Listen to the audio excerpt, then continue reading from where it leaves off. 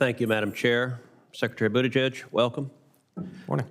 I want to start by discussing President Biden's Disinformation Governance Board, or as many of us are calling it, the Ministry of Truth, that was recently announced. You said in 2019, quote, "The point of defending free speech is not that you expect everyone to be perfectly aligned with every speech act that is protected.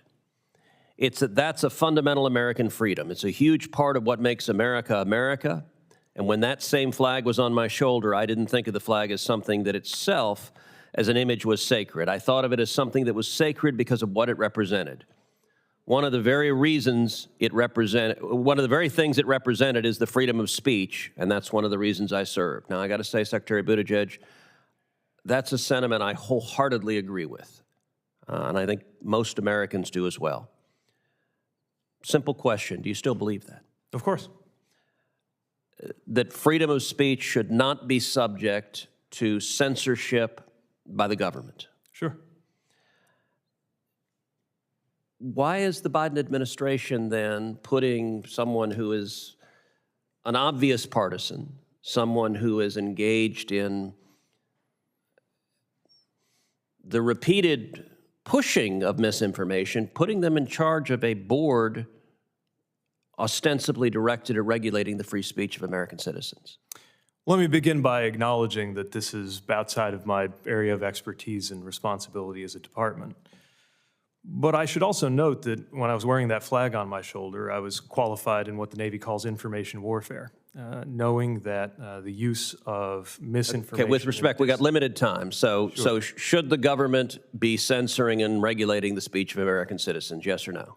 So that's a complex philosophical question. Obviously, we believe in free speech, but as you know, you don't have the right to yell fire in a crowded theater. If you regard that as the government regulating speech, then I suppose you would have to agree the answer. Should the government silence voices that are politically inconvenient and that it disagrees with? As a matter of course, in our domestic politics, of course not. So why is the Biden administration creating a board to do that?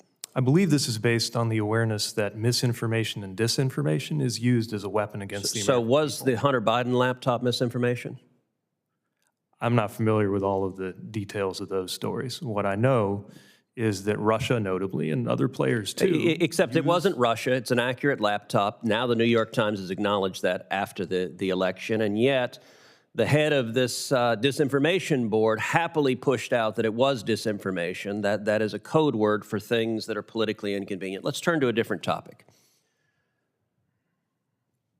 As you are well aware, recently a federal court struck down the mask mandate.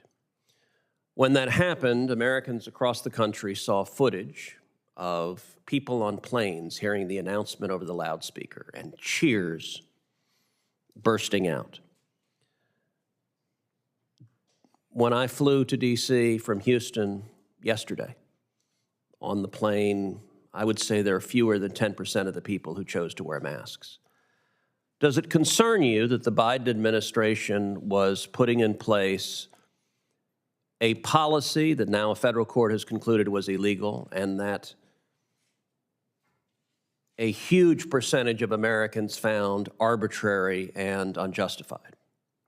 If I'm not mistaken, most Americans support the mask mandate for flights, but I think a lot of us are also pleased. So why were they cheering on planes? How's that? Why were they cheering on planes? Look, I think a lot of us have been looking forward to the day when that reverted to being a personal choice. I know I have, and I've been saying so throughout. So you're the Secretary of Transportation. Is it safe to travel on a commercial airline without a mask? So people should make their own choice. It's no longer required. So when you next fly commercial, will you wear a mask? Depends where I'm traveling to. And commercial flight anywhere. You're on a plane, you're flying from one American city to another American city. I'm not sure. It'll depend on conditions that day. I don't have a flight today, but next time I do, I'll think it over.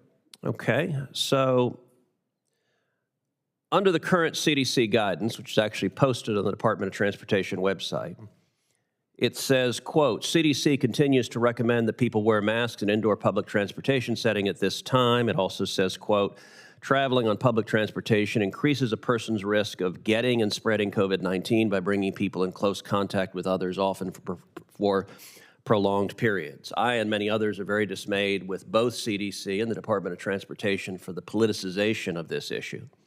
But do you agree with those statements? Well, I certainly support the CDC as the authority in this country on public health determinations. And I share your dismay at the politicization of masks. I think the most important thing by far, Senator, is that whether it's on a flight or a bus or anywhere else, respect is shown to those who wear masks and to those who choose not to. So let me ask you if you agree with the CDC statement that's on the Department of Transportation website. Multiple pictures came out this weekend from you at the White House Correspondents' Dinner. You weren't wearing a mask. You were having a good time, laughing. There were jokes were being told. How did that not qualify as, to use the CDC's words, bringing people in close contact with others, often for prolonged periods? And why did you make the choice not to follow that dictate? So I made a personal risk decision consistent with the public health guidance and rules in effect, which, as you know, did not require the wearing of masks in that environment. And I would add, if I'm not mistaken, the CDC mandate for aircraft would have expired by now. Why is the administration appealing that decision and presumably trying to reinstate the mask mandate even now? I would not agree with the premise of that question. The reinstatement of the mask mandate is not the same as the rationale for appealing. I don't have the legal background that you do, but my understanding is that the appeal concerns whether the CDC has the authority to do that in this pandemic or in any pandemic, which is completely distinct from whether a mask mandate ought to be applied any given day. And again, as I understand it— So are you telling this committee that even if you prevail on the appeal, that the administration is not going to reimpose the mask mandate? Well, it's not me saying so. It would have expired by today.